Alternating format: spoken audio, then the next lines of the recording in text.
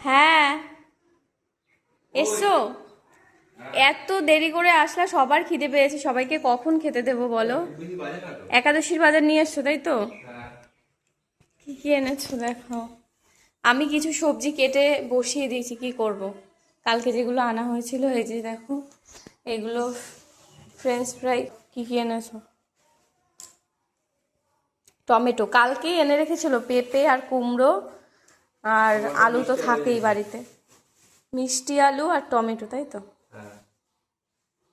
আর capsicum. Capsicum দিয়ে কি সাবুর পকোড়া হবে তাই তো?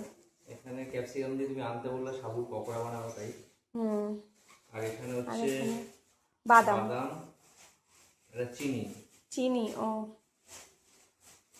আসলে চিনি আমাদের বাড়িতে আনতেই চায় না, বলে বলে আনিয়েছি, তাও এতটুকু চিনি এনেছি। আর এই যে আর শসা, পেয়ারা। পেয়ারা। শসা পেয়ারা। আর ওটার মধ্যে মনে হয় আম আছে তাই তো? হ্যাঁ, আম। এখানে হচ্ছে আম। যে আম। আর ওটার মধ্যে এগুলো হচ্ছে কাঁঠাল। ও না, আম কাঁঠাল পেয়ারা এগুলো দিয়ে।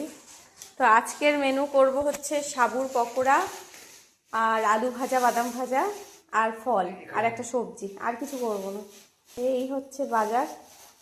আর সবাই কে কে একাদশী পালন করছো আর একাদশীতে কি কি মেনু হচ্ছে জানিও।